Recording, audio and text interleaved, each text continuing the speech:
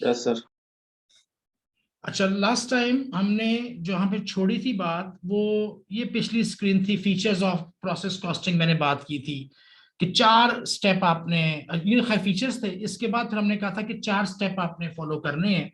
Determine the output and losses, कि output कितनी हुई और लॉस कितना हो गया। इनपुट तो आपने कर दिया ना 1000 किलोग्राम, तो अब देखना है कि इस 1000 किलोग्राम इनपुट के बाद हमने यहां से आउटपुट कितना लिया और हमारा वेस्ट लॉस कितना हो गया। ये स्टेप 1। स्टेप 2 में हमने कॉस्ट पर यूनिट कैलकुलेट करना है, अगर कोई लॉसेस है, कोई वर्क इन प्रोसेस है, वो कैलकुलेट करना है।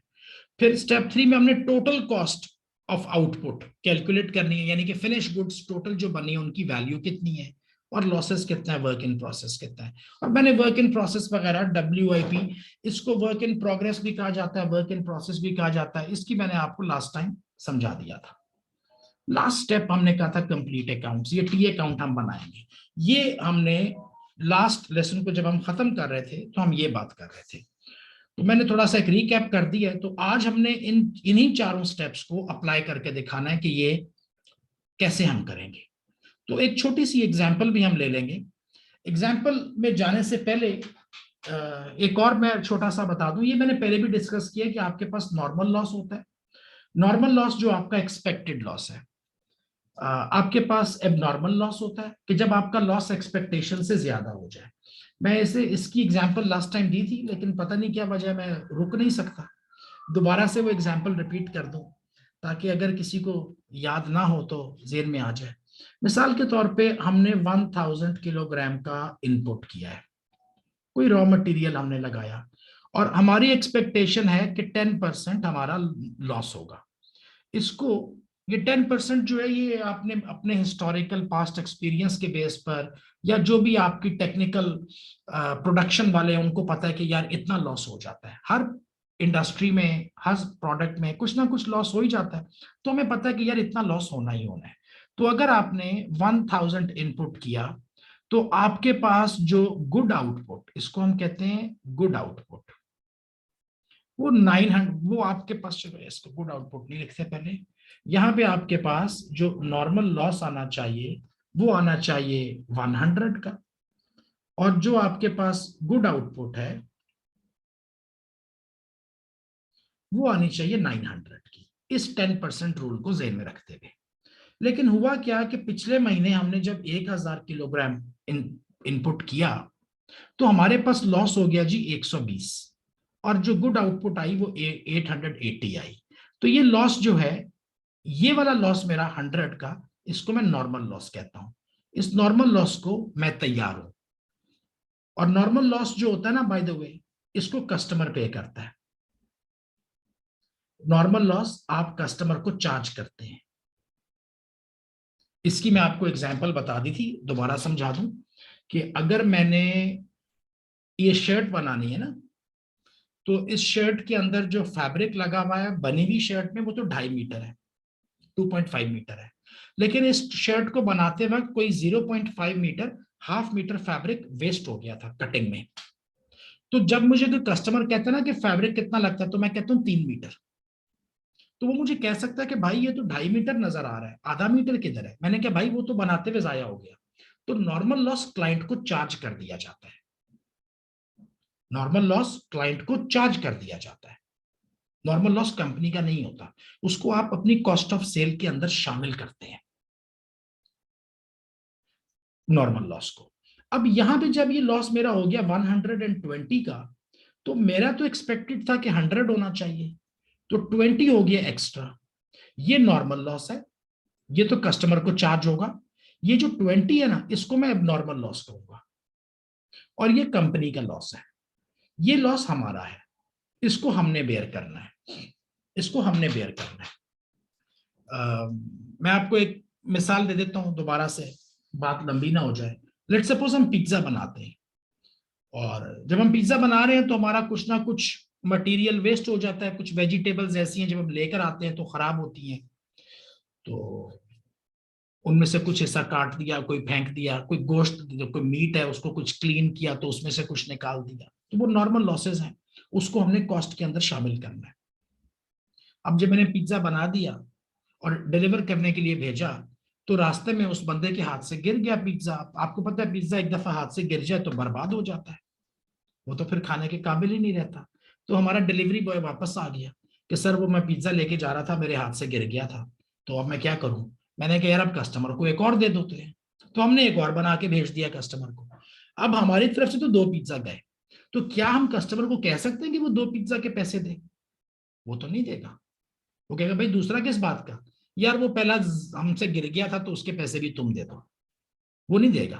तो ये नॉर्मल लॉस है जो सेकंड पिज्जा है, तो ये हमारा है, ये लॉस हमारा है, इसको हमने कवर करना है। तो एबनॉर्मल लॉस जो होता है ये कंपनी की कॉस्ट होती है। और तीसरी जो सिचुएशन है वो आती है आपकी एबनॉर्मल गेन की। एबनॉर्मल गेन में ऐसी सिचुएशन है जब आपका लॉस कम हो, एक्सपेक्टेशन से कम हो। आपने 1000 का इनपुट किया है, आपका लॉस हो गया सिर्फ 80, और आपको गुड आउटपुट मिल गई है 920। आप कितना सोच रहे थे, आपको मिलना चाहिए था 900, आपको तो 20 एक्स्ट्रा मिल गया ना। तो अब इस केस में आप कहोगे कि नॉर्मल लॉस 100 और एबनॉर्मल गेन 20, एबनॉर्मल गेन 20, तो इनका नेट होकर फिर ये 80 हो जाता है एक्चुअल लॉस। तो एबनॉर्मल गेन आपको, यानी जब आपको आपका लॉस एक्सपेक्टेशन से कम हो। आपने सोचा था कि मुझे 900 यूनिट मिलने चाहिए थे, मुझे मिल गया 920। या आपने सोचा था मेरे 100 यूनिट वेस्ट होने चाहिए, मेरे हुए सिर्फ 80। तो वो जो 20 यूनिट्स एक्स्ट्रा है वो मेरा फायदा है। तो ये भी कंपनी का बेनिफिट है, ये कंपनी का बेनिफिट है और ये कंपनी का लॉस है। और ये जो है ये जाएगा कस्टमर को, नॉर्मल लॉस जाएगा कस्टमर को। यानी अगर कोई लॉस हो रहा है तो उसकी कॉस्ट है ना, तो उस कॉस्ट ने को किसने बेयर करना है? तो नॉर्मल लॉस की कॉस्ट कस्टमर बेयर करेगा, एबनॉर्मल लॉस और एबनॉर्मल गेन हमारे हैं। लॉस कर दिया तो हमारा नुकसान, एबनॉर्मल गेन हो गया तो हमारा फायदा। तो ये चीजें हमने थोड़ी सी ये भी लास्ट टाइम पढ़ी थी, दोबारा रिवीजन कर दी है। आई एम सॉरी, मैं थोड़ा सा चीजों को रिपीट करने का आदी हूँ और उसकी वजह से लेसन थोड़ा सा लंबा हो जाता है, लेकिन बहरहाल जेन में रहे इसलिए कर दिया। अब एक एग्जाम्पल हम करते हैं जी इकट्ठे। अच्छा ये आप देख रहे हो ये क्या है? अब ये थोड़ा सा एक फिगर बनाया है, I don't know if you can see it, it's a barrel. Barrel वो एक बड़ा सा ड्रम होता है ना जो लकड़ी का, असल में ऐसे करके एक बड़ा सा लकड़ी का ड्रम होता है। इस पे यहाँ पे मेटल की शीट्स लगी होती हैं और इसमें क्या रखा जाता है, इसमें आती है जी बियर। बियर आपको पता ही होगा, वो जो पीने वाली चीज है, यानी हमारे तो पीने वाली नहीं है लेकिन बहरहाल कुछ लोग पीते हैं। तो ये बैरल होती है, इसमें बियर होती है। तो a barrel holds 100 pints of beer and cost $100। तो आप जब एक बैरल खरीदते हो तो उसमें 100 पाइंट्स, पाइंट्स क्या जी?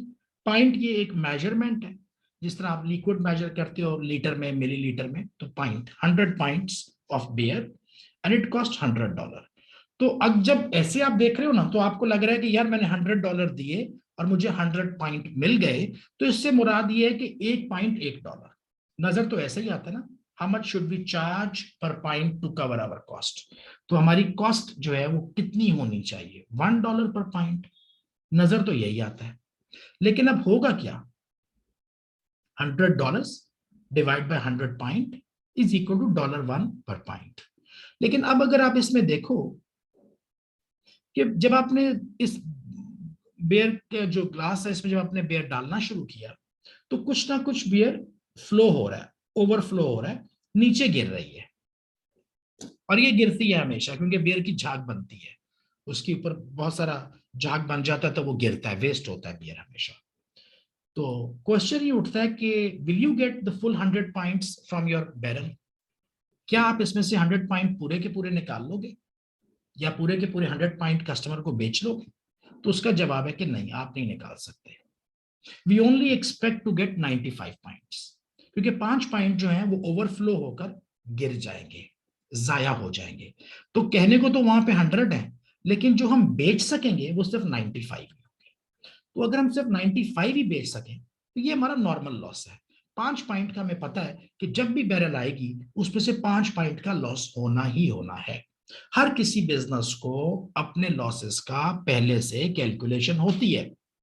मेरे भाई आप अगर पोल्ट्री फार्मिंग में हैं और आप चिकन जो होता है, वो ब्रीड करते हो या बड़ा करते हो, तो 2 किलो का जो 2 kg का जो चिकन होता है, एक लाइव जिंदा मुर्गी अगर 2 किलो की हो, तो क्या आपको उसमें से 2 किलो मीट मिल जाएगा?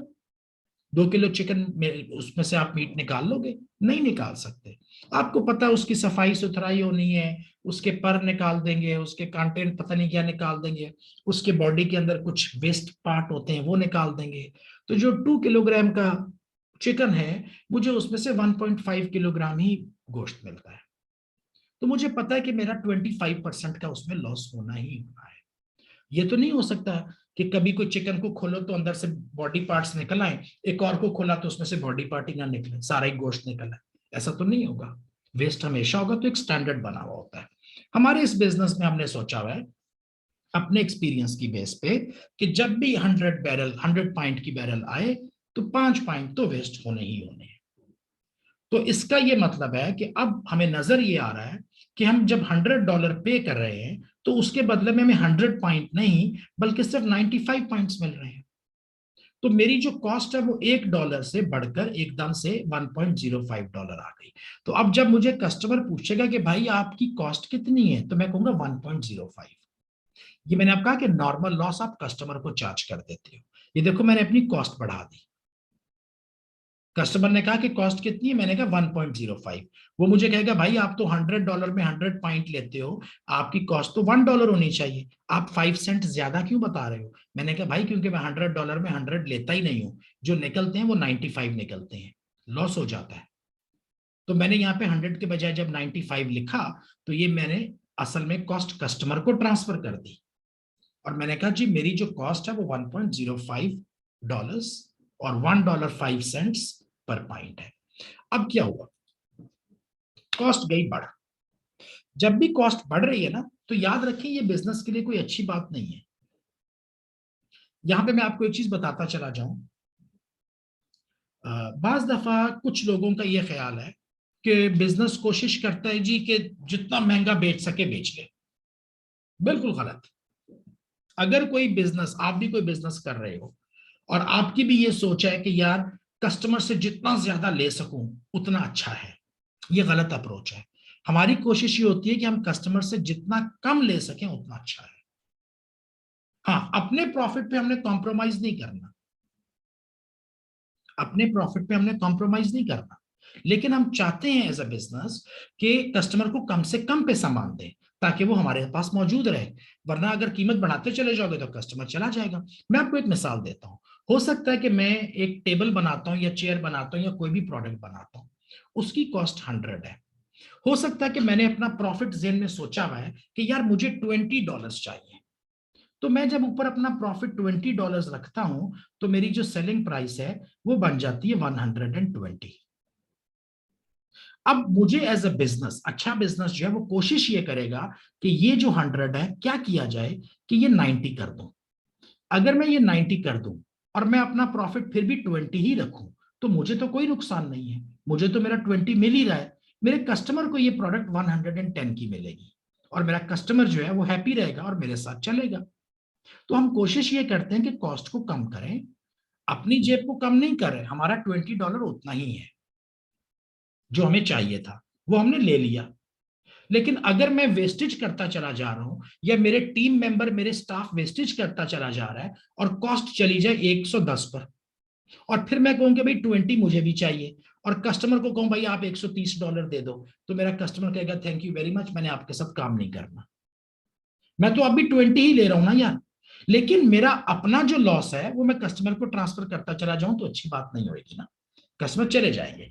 तो ये प्रॉफिट आप डॉलर टर्म में भी फिक्स कर सकते हो, प्रॉफिट आप परसेंटेज में भी कर सकते हो सकता है आपने सोचा हो कि जी मुझे 30% प्रॉफिट चाहिए, मैं अपने 30% को सेक्रीफाइस नहीं करूंगा, कस्टमर को जितना भी कम हो सके एक प्राइस दूंगा। मिसाल के तौर पे ये 100 होगा, तो मुझे इसका 30% ऊपर रखना है, वो बनेगा 30, तो मैं सेल करता हूं 130 का। अगर मैंने किसी तरीके से इसको 90 पे ले आऊं और फिर 30% ऑफ 90 ले लूं, तो ये 27 है, मैं फिर भी 30% कमा रहा हूं, ये चला जाएगा 107 पे। तो मैंने अपना तब भी 30% मार्जिन कमाया, यहाँ भी 30%। तो हो सकता है कि आप प्रॉफिट परसेंटेज में सोच रहे हो सकता है कि आप प्रॉफिट फिक्स डॉलर में सोच रहे हो। तो हमारी कोशिश ये नहीं है कि हम कस्टमर को महंगे से महंगा बेचें। हमारी कोशिश एज अ बिजनेस ये होनी चाहिए कि हम कस्टमर को सस्ते से सस्ता बेचें, सस्ते से सस्ता बेचें विदाउट कॉम्प्रोमाइजिंग आवर प्रॉफिट। अपने प्रॉफिट को हम कॉम्प्रोमाइज नहीं कर रहे हैं, लेकिन कोशिश कर रहे हैं कि कम से कम बेचें। ये होती है जनरल बिजनेस की अप्रोच। अब ये अप्रोच यहां पे आके गड़बड़ हो गई, क्योंकि होना चाहिए था ये $1 का, लेकिन लॉस की वजह से ये चला गया $1.05 का। तो वो जो अभी मैं आपसे बात कर रहा हूं कि कस्टमर को तो कम से कम में देना चाहिए, तो ये तो बढ़ गया, and definitely some people will be unhappy. तो फिर हमें क्या करना चाहिए? अब क्या होता है बिजनेस में आमतौर पे, ये देखिए आगे। What could we do with our loss, कि हम इस लॉस को क्या कर सकते हैं? ये जो बेयर थी ये नीचे गिर गई, ओवरफ्लो हो गई, लेकिन इसको हमने जमीन पर नहीं गिरने दिया। असल में आमतौर पे अगर कभी आपने देखा हो क्लब्स में या कहीं पर, तो बेयर जो ऐसे एक ट्रे पड़ा हुआ होता है, इस ट्रे में ये बेयर के ग्लासेस होते हैं। तो जो भी ओवरफ्लो होता है वो इधर ही पड़ा रहता है, जमीन पर नहीं गिरता, इस ट्रे से में पड़ा रहता है। तो इस लॉस को, ये जो बेर हमने इकट्ठी कर ली उस ट्रे में गिर गई, इसको हम वापस बैरल में डाल के तो नहीं बेचेंगे ना, बुरी बात है, अनएथिकल है। ट्रे में गिर गया हुआ तो उसको दोबारा वापस कर दो, तो बैरल में से निकाल के बेच दो, इट डजंट लुक नाइस। तो हम क्या करेंगे कि a local gardener likes the dregs for his plants. ये जो बेर होती है ना, इसमें पौधों के लिए, प्लांट्स के लिए बड़ी अच्छी न्यूट्रिशन वैल्यू होती है। तो ये प्लांट्स को डाली जा सकती है, पौधों को। अब ये नीचे गिर गई थी, किसी बंदे को तो नहीं पिलाऊंगा, लेकिन कम से कम पौधे में तो डाल सकता हूँ ना। तो एक गार्डनर है, वो आके कहता है जी मैं आपसे ये वाली बेर उठाने को तैयार हूं, और कितने में ले रहा है हमसे? 20 सेंट्स में पर पॉइंट। देखो ना, नॉर्मल की तो प्राइस हमने सेट की हुई थी $1.05। हमने प्राइस क्या सेट की नॉर्मल की? नॉर्मल बेयर की हमने प्राइस सेट की $1.05। ये गार्डनर आया, इसने कहा जी मैं आपसे 0.20 में लूंगा, यानी 20 सेंट्स पर पॉइंट में, स्क्रैप प्राइस में ना, स्क्रैप स्क्रैप की तरह से उठा रहा है, वेस्ट में। बड़ी अच्छी बात है। हमारे पास कितने पॉइंट्स वेस्ट हुए हुए थे? 5 पॉइंट्स वेस्ट हुए हुए थे। और एक बंदे ने आके कहा, इस गार्डनर ने, कि वो हमसे 0.20 पे लेगा, तो इसका मतलब है कि हम $1 का अपना ये बेच देंगे।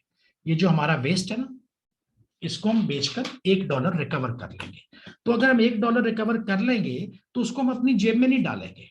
आप सोच सकते हो कि यार ये तो $1 मैंने अलहदा से, मेरी अदर इनकम हो गई, इसको मैं अपनी जेब में डाल दूं, ये मेरी कमाई हो गई। कहने को तो हो सकती है, लेकिन ज्यादा बेहतर है कि हम उसको अपनी कॉस्ट को कम करने में इस्तेमाल करें।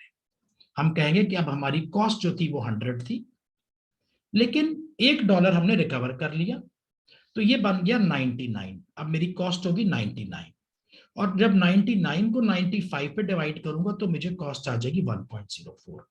तो मैंने कॉस्ट को 1.05 से कम करके 1.04 पे ले दिया। जैसे आपको बताया कि हमारी कोशिश ये है कि हमारे प्रॉफिट पे कोई इंपैक्ट ना हो, हम नुकसान ना करें, लेकिन बहरहाल कॉस्ट को हमने कम करना है। तो ये कॉस्ट हमने कम कर दी। वो जो वेस्ट था उसको बेचकर कुछ पैसे हमने रिकवर किए, ताकि हमारी कॉस्ट कम हो जाए। हर बिजनेस ने अपनी कॉस्ट कम करनी होती है, ऑब्जेक्टिव है, हमने भी अपनी कॉस्ट कम कर दी है। यहां तक आपको समझ आ रही है? अगर कोई कंफ्यूजन है तो मेरे से जरूर पूछें।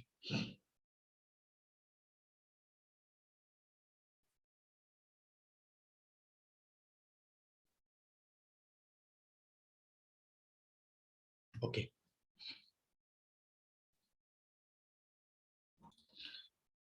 चलें, यहां तक तो काफी आसान है। मैं भी कोशिश कर रहा हूं कि आहिस्ता आहिस्ता ही जाऊं, ताकि आपको समझ आए।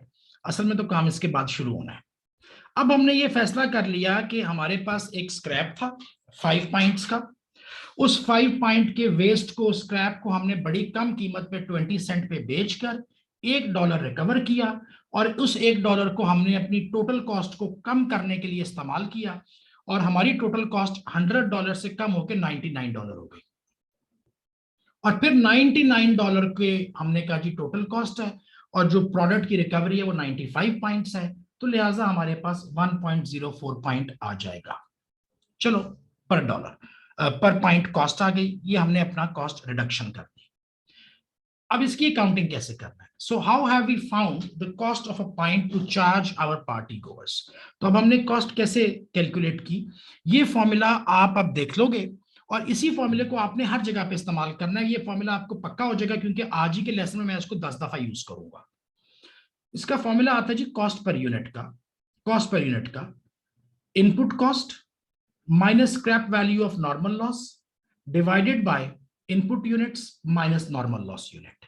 यानी जैसे कि हमने इनपुट कॉस्ट हमारी 100 थी, minus scrap value of normal loss हमारी $1 थी, इनपुट यूनिट्स हमारे 100 थे, माइनस नॉर्मल लॉस यूनिट्स हमारे 5 थे, तो इसके नतीजे में हमारे पास कॉस्ट आ गई 99 डिवाइडेड बाय 95 और फिर हमने कहा कि $1.04। कुछ क्वेश्चंस में आपको नॉर्मल लॉस की वैल्यू नहीं दी जाएगी, वहां पर आपने 0 लेनी है। आमतौर पे दी जाएगी, जैसे इस केस में भी कहा कि वो जो एक वेस्ट पॉइंट है वो आप 20 सेंट्स का गार्डनर को बेचोगे, तो हमने आपको वैल्यू दे दी है तो आप लगा दोगे। लेकिन हो सकता है कि आप एग्जाम में कोई क्वेश्चन पढ़ो तो उसमें नॉर्मल लॉस की कोई सेल वैल्यू, स्क्रैप वैल्यू दी ही ना हो। अगर नहीं दी होगी तो आपने फिर 0 ही अस्यूम करना है। इनपुट यूनिट और लॉस और नॉर्मल लॉस यूनिट तो हमेशा आपको निकालने ही निकालने हैं। तो ये फॉर्मूला आपने जेन में रखना है। यही फॉर्मूला हम बार बार यूज करते चले जाएंगे जब भी आपने कॉस्ट पर यूनिट निकालनी है। ये कॉस्ट पर यूनिट कहाँ निकालनी है आपको याद होगा, वो हमने कहा था 4 स्टेप्स हमने करने हैं। वो वापस जाता हूं, देखें ये 4 step. Calculate cost per unit,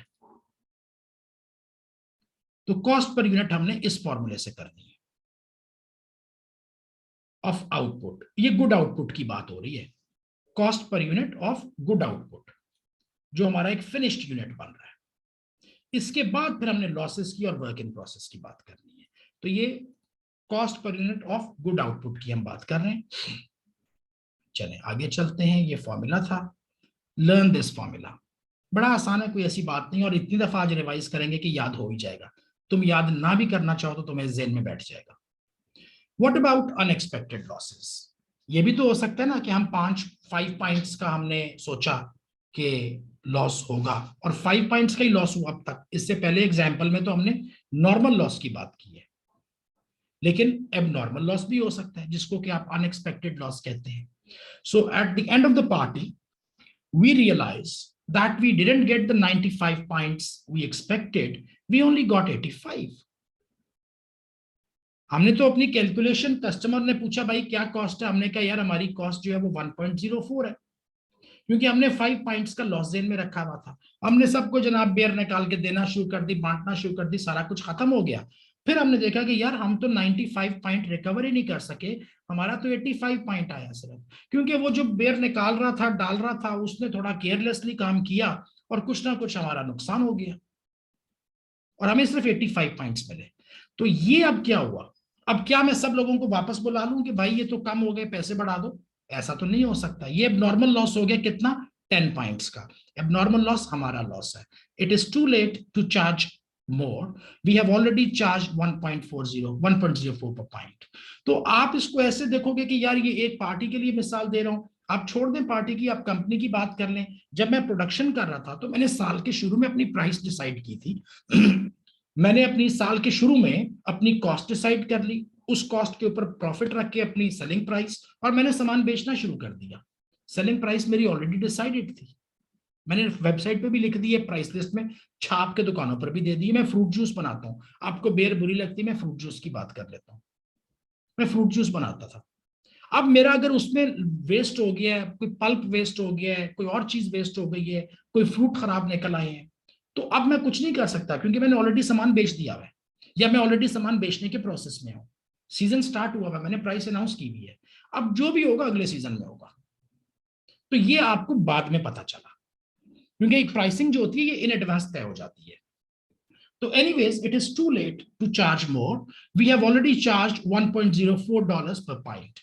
तो ये हमारा लॉस है। अब मुझे आपसे पूछना ये है, it is just our loss, we'll have to cover the $1.04 for each point we didn't sell। अब यहां पे थोड़ा सा इंटरेस्टिंग और इंपॉर्टेंट सवाल आ रहा है, उसको आपने समझने की कोशिश करनी है। आपका एबनॉर्मल लॉस कितना हो गया? एबनॉर्मल लॉस आपके हो गया जी 10 यूनिट्स। एक यूनिट की कॉस्ट कितनी थी? 1.04। देखिए, एबनॉर्मल लॉस और एबनॉर्मल गेन ये दोनों गुड आउटपुट के साथ एक वैल्यू पे मेजर होंगे। आपने गुड आउटपुट, एक जो हेल्दी यूनिट है, गुड आउटपुट आपका $1.04 था ना, तो एबनॉर्मल लॉस भी इतने पे ही आएगा। तो इसका मतलब है कि जो बेयर आपकी वेस्ट हुई है उसकी वैल्यू 10.40 थी। $10.40 का आपका लॉस हो गया क्योंकि 10 पॉइंट आपके वेस्ट हो गए। अब क्या हम इस लॉस को कम कर सकते हैं? क्योंकि ऐसे सर पकड़ के बैठे हुए हैं कि यार ये क्या हो गया, 10 पॉइंट तो एक्स्ट्रा जाया हो गए, $10 का एक्स्ट्रा लॉस हो गया। तो क्या इस लॉस से बचा जा सकता है या इसको कम किया जा सकता है? तो एक आइडिया हमारे जेहन में आया कि हाँ यार, इस लॉस को हम किसी ना किसी तरीके से कम कर सकते हैं। पता है कैसे कम कर सकते हैं? वो जो गार्डनर आया था ना, जिसने कहा था कि मुझे 5 पॉइंट दे देना, मैं आपको 20 सेंट्स दूंगा, उसके 5.20 वाले $1 मैंने ऑलरेडी अपनी कॉस्ट के अंदर एडजस्ट कर लिया है। वो तो कोई मसला नहीं, वो मैंने पीछे कर लिया है 99 के अंदर।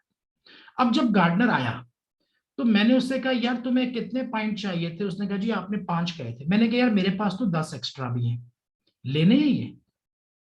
उसने कहा जी कोई मसला नहीं, ये भी उठा लेते हैं। तो मैंने उसको 10.20 से बेच दिए। यानी ये 10 पॉइंट जो मैं 1.04 से बेचना चाहता था लेकिन नहीं बेच सका, ये 10 पॉइंट मैंने 20 सेंट से बेच के $2 मैंने गार्डनर से ले लिया एक्स्ट्रा। ये $2 एक्स्ट्रा आया क्योंकि एक तो उसने मुझे देना ही देना था, वो तो वो दे ही रहे। ये दो मुझे एक्स्ट्रा आ गया। तो मैंने बैठ के सोचा यार, ये अगर मैं कस्टमर को बेचता तो मुझे $10 $10.40 का रेवेन्यू आ जाता। अब गार्डनर जो है उससे मुझे 2 मिल रहे हैं, चलो कुछ ना कुछ तो लॉस रिकवर हो रहा है, तो मैं $2 गार्डनर से ले लूंगा। तो मेरा जो नेट लॉस जाएगा मेरी बुक्स में वो $8.40 जाएगा। मेरा जो एबनॉर्मल लॉस है, एबनॉर्मल लॉस जो मैं अपनी बुक्स में लिखूंगा, जो रियल लॉस मुझे आ रहा है वो 8.40 आ रहा है, क्योंकि $2 मैंने एक्स्ट्रा रिकवर कर लिया अपना स्क्रैप बेचकर। समझ में आई आपको बात?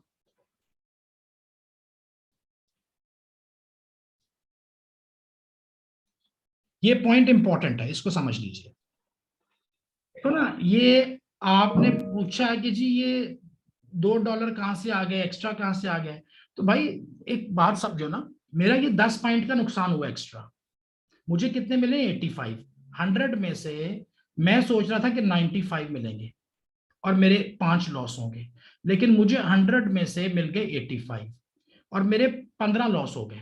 उन 15 में से 5 तो मैंने सोचे हुए थे, 10 हो गए एक्स्ट्रा ये वाले। अब इन 10 को मैं फेंक तो नहीं दूंगा, ये जो 10 एक्स्ट्रा पॉइंट मेरे हाथ में आ गया वेस्ट, भाई इसका कुछ ना कुछ तो करना है ना।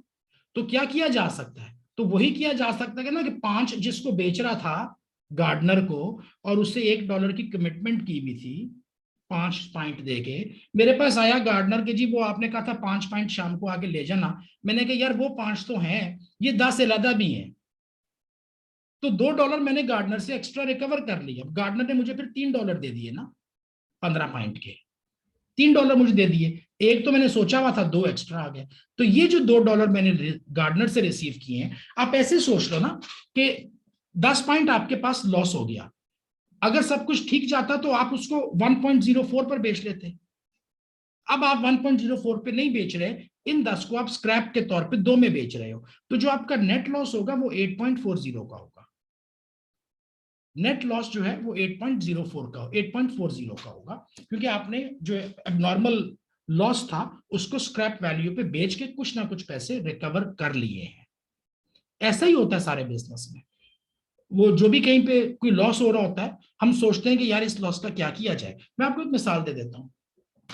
ये जो अभी हम पोल्ट्री की बात कर रहे थे, ब्रीडिंग की, ये चिकन, ब्रॉयलर्स, आपको पता है जब ये उसको मीट को, चिकन को कट करते हैं, स्लॉटर करते हैं, उसको साफ करते हैं, तो उसके पेट में से बहुत सारे इंटेस्टाइन्स और इस तरह की चीजें निकलती हैं। वो हम लोग तो नहीं खा सकते, आप भी नहीं खा सकते, वो इंटेस्टाइन वगैरह वो वेस्ट है। उसको वो इंसानों के खाने की चीजें नहीं है, तो उसको क्या किया जाता है? क्या उसको फेंक दें? उसको नहीं फेंकते, क्योंकि it is full of protein, उसमें इतना प्रोटीन है, सबसे ज्यादा प्रोटीन और ऑयल है ही उसमें। तो उसको फिर क्या करते हैं, ये जो चिकन फीड बनाने वाले हैं ना, चिकन फीड फैक्ट्रीज, उसको बेच देते हैं। तो मेरा एक पोल्ट्री फार्म है, मेरे पास रोजाना मैं 5,000 चिकन कट करता हूं, उनका मीट दुकानों पे भेजता हूं, और जो चिकन के अंदर से वो इंटेस्टाइन्स निकल रहे हैं, वो इकट्ठे किए, रोजाना शाम को पोल्ट्री फीड वाला आता है मेरे से, उनको बड़े सस्ती कीमत पे उठा के ले जाता है। वो जाके उसको ड्राई करते हैं, उसको क्रश करते हैं, उसका पाउडर बनाते हैं, और उसको चिकन फीड के तौर पे दे देते हैं। उनके लिए उसका इस्तेमाल है, मेरे लिए नहीं है। फर्नीचर वाले हैं, फर्नीचर बनाते हैं, फर्नीचर जब काटते हैं तो लकड़ियों के कुछ टुकड़े ऐसे बन जाते हैं जो कि फर्नीचर में यूज नहीं हो रहे, तो क्या उनको हम फेंक देंगे? नहीं, उनको भी हम बेच देंगे स्क्रैप पे।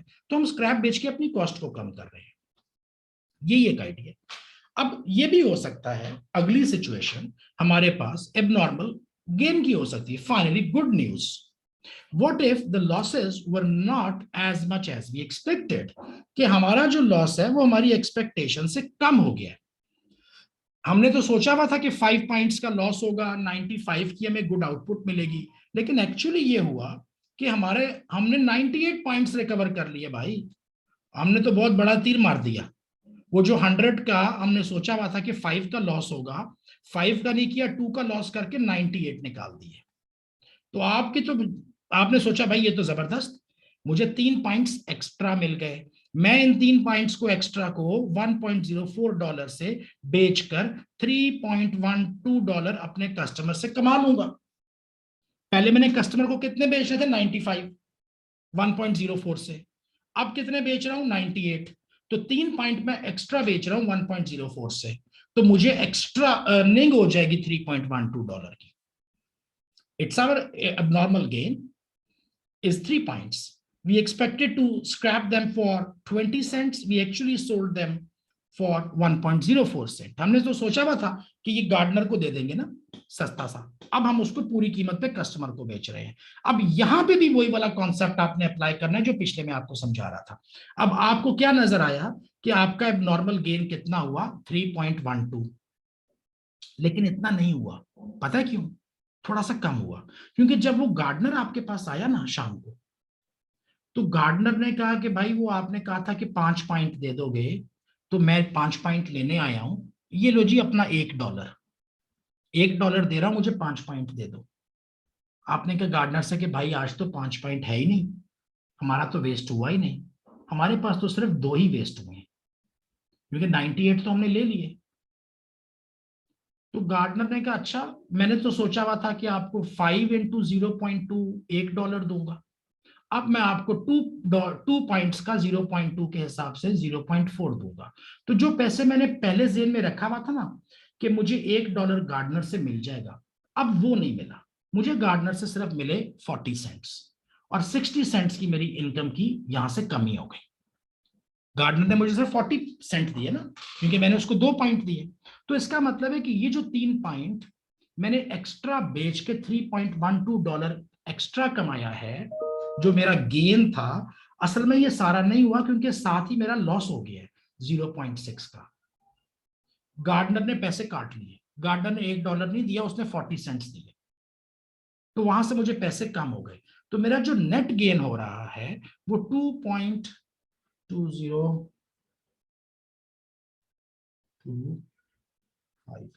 2.52 का मुझे नेट गेन हो रहा है। आप एकदम से खुश हो गए, आपने कहा सर एक अच्छी न्यूज है, गुड न्यूज। मैंने कहा क्या?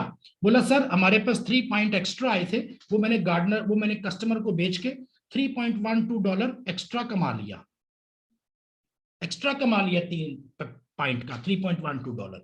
मैंने कहा यार ये तो बड़ी अच्छी बात हुई, लेकिन फिर क्या हुआ, शाम को गार्डनर आया, उसने हमारे पैसे काट लिए, क्योंकि हमने उसको दिया ही नहीं पूरा माल। तो फिर हमारा जो नेट इफेक्ट आएगा वो 2.52 का आएगा। तो जब भी आपने एबनॉर्मल लॉस या एबनॉर्मल गेन का हिसाब करना है, तो जो लॉस आपको नजर आ रहा है उसमें आपने स्क्रैप की एडजस्टमेंट भी करनी है, कि स्क्रैप की वजह से अगर कोई एडजस्टमेंट हो रही है, कम बेचा या ज्यादा बेचा, तो उसकी एडजस्टमेंट भी आपने करनी है। तो ये है जी मेरा केस एबनॉर्मल गेन का। अब इसके बाद अगला इस पे क्या आता है, हाँ ये अभी एक मिनट देखता हूँ इसको मैं, चलिए यहां तक आप बस समझ लें, इसको अगले हम लेसन में, यहां तक अगर आपको एबनॉर्मल लॉस, एबनॉर्मल गेन और तीन सिचुएशंस मैंने आपको समझा दी हैं, एक नॉर्मल लॉस की, एक एबनॉर्मल लॉस की, एक एबनॉर्मल गेन की। अभी हमने इनकी अकाउंटिंग स्टार्ट करनी है, अभी हमने इसकी अकाउंटिंग स्टार्ट नहीं की, भी मैं आपको सिर्फ सिनेरियो समझा रहा हूँ। यहां तक अगर समझ में आ गया तो मेरे से, कुछ नहीं समझ आया तो पूछ लो, अगर आ गया तो फिर आगे चलते हैं। Normal loss is equal to expected loss. Input करोगे, इनपुट के बाद प्रोसेस वन में इसके आपको क्या मिलेगा, या गुड आउटपुट मिलेगी या नॉर्मल लॉस मिलेगा। ये मैं अभी आपको नॉर्मल लॉस की एग्जांपल समझा रहा हूं कि नॉर्मल लॉस में ये दो चीजें होती हैं और कुछ नहीं होता, क्योंकि कई दफा नॉर्मल लॉस ही होगा, 100 डाले 95 उठा लिए, सबसे आसान सिचुएशन।